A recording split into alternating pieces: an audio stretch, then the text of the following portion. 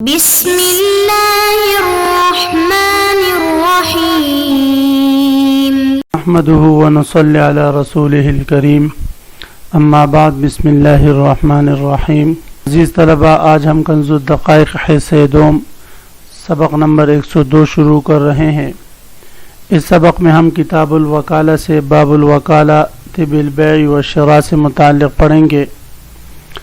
اب تک مصنف علیہ الرحمہ نے کتاب الوکالہ کی ابتدائی بحث اور وکالت کی قسمیں ذکر فرمائی اور وکالت کی شرعی حیثیت ذکر کیا۔ اب اس باب میں مصنف علیہ الرحمہ وکالت بیع اور شراء سے متعلق اس کے احکام ذکر کریں گے۔ چونکہ بیع و شراء میں وکالت کی بہت زیادہ ضرورت پڑتی ہے، تو اس لیے مصنف علیہ الرحمہ نے بیع و شراء سے متعلق وکالت کی مستقل باب میں احکام ذکر کیے ہیں۔ تو عزیز طلبہ، آتے ہیں کتاب کی طرف۔ سب سے پہلے ہم عبارت پڑھتے ہیں۔ باب الوکالۃ بالبیع والشراء امرہ بشراء ثوب حربی او فرس او بغل صح سم ثمنا او لا وبشراء عبد او دار صح ان سم ثمنا والا لا وبشراء ثوب او دابۃ لا وان سم ثمنا۔ مصنف علیہ الرحمہ فرما رہے ہیں یہ باب ہے وکالت بالبیع اور شراء کے احکام کے بیان میں، یعنی بیع اور شراء میں اگر عقد وکالت ہو اور کوئی شخص کسی چیز کی خریدنے کے لیے کسی کو وکیل بنائے یا بیچنے کے لیے وکیل بنائے تو اس سے متعلق شرعی احکام اس باب میں ذکر ہوں گے۔ سب سے پہلا مسئلہ مصنف علیہ الرحمہ نے یہ ذکر کیا ہے کہ وکالت بالبیع اور شراء میں جس چیز کی خریدنے یا بیچنے کے لیے آپ کسی کو وکیل بنا رہے ہیں اس چیز کا معلوم ہونا، ممیز ہونا، ممتاز ہونا ضروری ہے۔ اگر اس میں جہالت ہو تو پھر اس جہالت کی 3 قسمیں ہیں۔ ایک ہے جہالت فاحشہ، دوسری قسم ہے جہالت متوسطہ اور تیسری قسم ہے جہالت یسیرہ۔ تو جہالت یسیرہ تو وکالت سے مانع نہیں، لیکن جہالت متوسطہ اور جہالت فاحشہ یہ مانع ہے۔ اس لیے مصنف علیہ الرحمہ فرما رہے ہیں اس قسم کی جہالت کے ہوتے ہوئے پھر عقد وکالت درست نہیں ہوگی۔ تو سب سے پہلے مصنف علیہ الرحمہ نے اس مسئلے میں 3 مثالیں ذکر کی ہے، جہالت یسیرہ کی، جہالت متوسطہ کی اور جہالت فاحشہ کی، اور ان کا حکم ساتھ ذکر کیا ہے۔ تو فرماتے امرہ بشراء ثوب حربی، اگر کوئی شخص دوسرے شخص کو حکم کرتا ہے، مثلا زید نے عمر سے کہا کہ آپ میرے لیے حربی کپڑا خرید کر لے آئے۔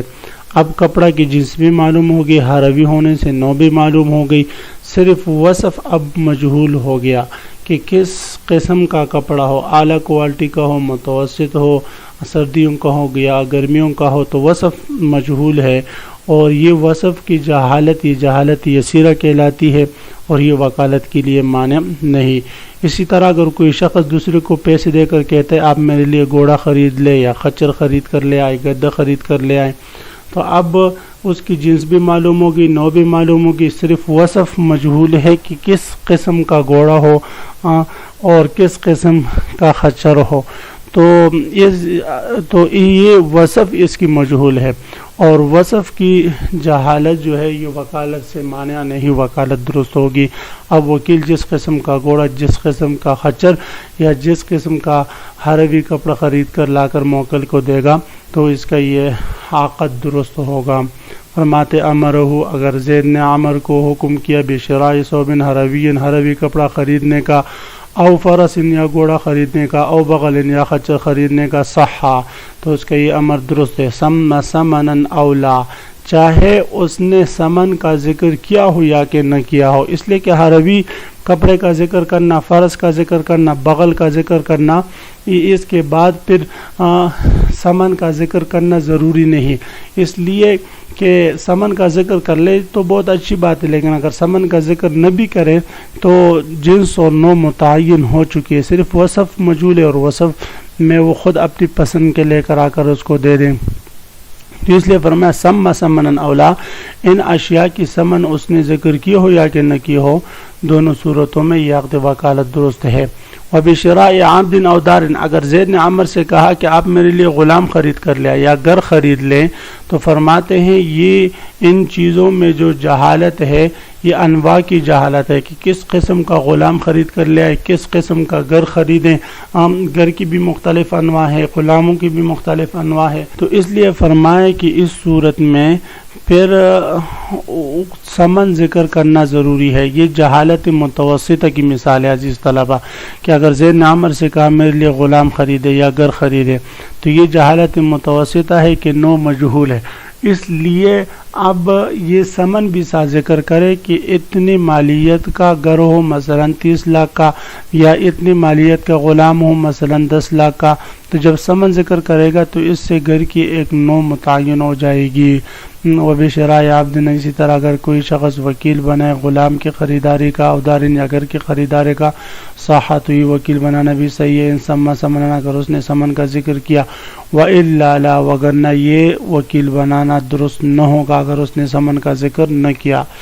وبشراء ثوب او دابۃ، اگر اس نے مطلقاً کہا، یہ جہالتی فاحشہ کی مثال ہے، اگر اس نے مطلقاً کہا کہ آپ میرے لیے کپڑا خریدے یا میرے لیے چوپائے خریدے، تو اب یہاں پر جنس مجہول ہے، کس قسم کا کپڑا ہو اور کون سی چوپائے ہو، گائے ہو، بیل ہو، بغل ہو یا خچر ہو، کیا چیز ہو، فرس ہو وغیرہ ذالک، تو جنس ہی موجود ہے. تو اس لیے فرمایا وبشراء ثوب، اگر کسی نے کسی کو وکیل بنایا کپڑا خریدنے کا، او دابۃ یا چوپائے خریدنے کا، لا یصح توکیل، تو اس صورت میں وکالت درست نہیں ہے، اس لیے کہ جہالت فاحشہ. وان صم ثمنا، اگرچہ اس نے ثمن کا ذکر بھی کر دیا ہو. وبشراء طعام یقع علی البر ودقیقہ، اب یہاں سے مصنف علیہ الرحمہ یہ مسئلہ بیان فرما رہے ہیں کہ بعض اوقات توکیل میں، وکالت میں وہ چیز مجہول ہوتی ہے لیکن عرف خود بخود اس کی تعیین کر لیتی ہے. تو جہاں عرف سے تعیین ہو جاتی ہو، جہالت دور ہو جاتی ہو، ختم ہو جاتی ہو، تو وہاں پر اس چیز کا ذکر نہ کرنا اگرچہ جہالت فاحشہ کا باعث ہو تب بھی درست ہے. مثلا کوئی شخص کسی کو پیسے دے کر کہے جاؤ بھئی کوئی راشن شاسن لے کر آؤ، کوئی راشن ہمارے گھر لا کر چھوڑ دو. اب راشن کا مطلب یہی ہوگا کہ چینی، آٹا، چاول وغیرہ جو پیسے اس نے دیے ہوں گے اس کے مطابق وہ خرید کر لا کر دے دیں. اسی طرح اگر کوئی مسافر ہے ہماری طرح اور گھر سے دور ہیں اور مسجد یا مدرسے میں یا کسی مسافر خانے میں بیٹھا ہوا ہے اور اپنے اسباق ریکارڈ کر رہا ہے، تو اگر یہ کسی کو پیسے دیتا ہے اور کہتا ہے بھئی جاؤ کچھ کھانے پینے کی چیز لے کر آؤ، طعام لے کر آؤ، تو اس کا مطلب یہ ہوگا کہ بھئی جاؤ کوئی تازہ دم پکا ہوا قیمہ اور کباب اور ساتھ روٹی لے کر آؤ. تو اب عرف اور مقتضائے حال خود اس کی تعیین کرتا ہے. جب مقتضائے حال اور عرف تعیین کرتا ہے تو اس صورت میں پھر جہالت فاحشہ مانے نہیں ہوگی. اس لیے فرمایا اگر کوئی شخص وکیل بناتا ہے بشراء طعام، مطلقاً طعام کی خریداری کا، یقع علی البر ودقیقہ، تو یہ گندم اور گندم کے آٹے پر عرفاً یہ وکالت واقع ہوگی، منعقد ہوگی. بھئی یہ تو ان کے عرف کے مطابق ہے لیکن ہر جگہ کے مختلف عرف ہو سکتا ہے. وَلِلْوَكِيلِ الرَّدُّ بِالْعَيْبِ مَا دَامَ الْمَبِيعُ فِي يَدِهِ، یہاں سے مصنف علیہ الرحمہ حکم وکالت کی انتہا ذکر فرما رہے ہیں. حکم وکالت کی انتہا کا مطلب یہ ہے کہ اگر وکیل بنایا، موکل نے کسی کو وکیل بنایا کہ جاؤ بھئی میرے لیے یہ گھوڑا خرید کر لے اور میرے لیے گھر خرید لو، اس نے خرید لیا. اب اگر وکیل نے مبیع پر قبضہ کر لیا، جیسے ہم نے پڑھا کہ عاقد وہی ہے اور وہ مبیع پر قبضہ کرے گا اور جملہ حقوق اسی کی طرف راجع ہوں گے، مبیع پر قبضہ کر لیا اور یا پیسے بھی اپنے طرف سے دے دیے، تو فرماتے ہیں کہ اس صورت میں وکیل کو اختیار ہے کہ وہ مبیع اپنے پاس روکے جب تک کہ موکل اس کی ثمن اس کو ادا نہ کر دے. وللوکیل، اور جائز وکیل کے لیے الرد. اسی طرح وکیل کے پاس یہ بھی اختیار ہے کہ وہ اس مبیع کو عیب کی وجہ سے لوٹا دے اور مشتری کو واپس کر دیں. ہاں اگر وہ مبیع وہ موکل کے حوالے کر چکا تو پھر نہیں لوٹا سکتا. وللوکیل وکیل کو اختیار ہے الرد بالعیب کہ وہ مبیع کو لوٹائے عیب کی وجہ سے ما دام المبیع فی یدی جب تک مبیع اس کے قبضے میں ہے. فلو سلمہ پس اگر اس نے حوالے کر دیا الی العامل موکل کو لا یردہ الا بامرہ تو پھر وہ واپس نہیں لوٹا سکتا مگر اس کی اجازت سے. موکل کی اجازت لینا ضروری ہوگی اس لیے کہ جب یہ مبیع موکل کے حوالہ کر چکا تو اب عقد وکالت کی انتہا ہو چکی ہے, تو اب اس کے بعد تصرف کرنا موکل کی اجازت کے بغیر اس کے لیے درست نہیں ہوگا.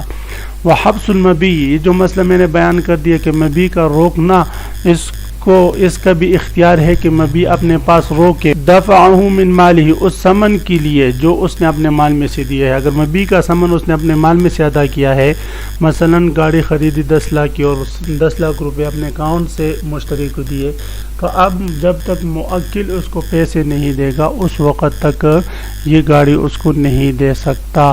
نہیں دیتا تو نہیں دے, شرعاً اس کی یہ اجازت ہے. یعنی مبیع روکنے کا اختیار اس کو پاس ہے جب تک کہ موکل اس کو پیسے نہیں دیتا. اب یہ مبیع تو اس نے خریدی موکل کے لیے ہے اور یہ روک رہا ہے اپنے حق کی وجہ سے جو اس نے پیسے ادا کیے ہیں, تو یہ شریعت نے اس کو اختیار دیا ہے. لیکن اگر یہ مبیع اس کے پاس ہلاک ہو جاتی ہے تو اس کا ضمان کس پر آئے گا؟ تو فرماتے ہیں کہ ضمان اس صورت میں وکیل ہی پر آئے گا, اس لیے کہ اس نے خود روکا ہے مبیع اپنے پاس, تو حبس ثمن کی وجہ سے اس نے یہ مبیع روکا, تو اس لیے فرماتے ضمان اس پر لازم آئے گا. اور پھر یہ ضمان کتنا لازم آئے گا؟ تو ضمان کے باب میں طرفین رحمہم اللہ تعالیٰ کا مذہب ہے کہ یہاں پر ضمان بمنزل مبیع کے ہے. یعنی جس طرح مبیع اگر بائع کے پاس ہلاک ہو جائے تو مشتری کو اس کا پورا سامان واپس لوٹتا ہے, تو اسی طرح یہاں پر بھی اگر وکیل نے مبیع اپنے پاس روکا تو جو سامان اس نے ادا کیا ہو تو وہ سارا کا سارا اسی کے بدلے میں ہو جائے گا. اور امام ابو یوسف رحمہ اللہ تعالیٰ فرماتے ہیں نہیں, یہاں پر اس کا محبوس ہونا یہ رہن کی طرح ہوگا, تو جتنے پیسے اس نے ادا کیے ہیں اس کی بقدر تو ضمان اس پر لازم ہوگا, اس سے زیادہ کا ضمان جو ہے وہ موکل پر آئے گا. تو فرماتے ہیں وحبس المبیع اور مبیع کا روکنا ثمن کے لیے وصولی ثمن کے لیے دفع من مالہ جو وکیل نے اپنے مال میں سے دیے ہو یہ جائز ہے. فلو ہلک فی یدی قبل حبسہ پس اگر وہ مبیع اس وکیل کے قبضے میں ہلاک ہو جائے قبل حبسہ مبیع کو روکنے سے پہلے, یعنی موکل کی طرف حوالہ کرنے سے روکنے سے پہلے, یعنی یہ اس نے روکا نہ ہو ویسے اس کے ہاتھ میں ہلاک ہو گئی. ہلاک من مال الموکل تو اس صورت میں یہ موکل کے مال سے ہلاک ہوگی اور موکل پر اس کا جملہ تاوان آئے گا. ولم یسقط الثمن اور ثمن ساقط نہیں ہوگا بلکہ موکل کو ادا کرنا ہوگا, اس لیے کہ جملہ حقوق تو موکل ہی کی طرف لوٹ رہے تھے. وَإِنْ هَلَكَ بَعْدَ حَبْسِهِ اگر مبیع ہلاک ہو جائے اس وکیل کے روکنے کے بعد موکل کو نہ دینے کے بعد فَهُوَ كَالْمَبِيعِ تو یہ مبیع کی طرح ہے. تو عزیز طلبہ آج کی سبق کا اختتام اسی مسئلے پر ہوا. تو آج ہم نے باب الوکالت بالبیع والشراء شروع کی, اس میں ہم نے پڑھا کہ وکالت بالبیع والشراء میں اگر جہالت یسیرہ تو برداشت کی جاتی ہے, جہالت متوسط اور فاحشہ سے جو ہے یہ وکالت باطل ہو جاتی ہے. آپ حضرات اس سبق کو خوب غور سے سنیں, سمجھنے کی کوشش کریں. وآخر دعوانا ان الحمدللہ رب العالمین.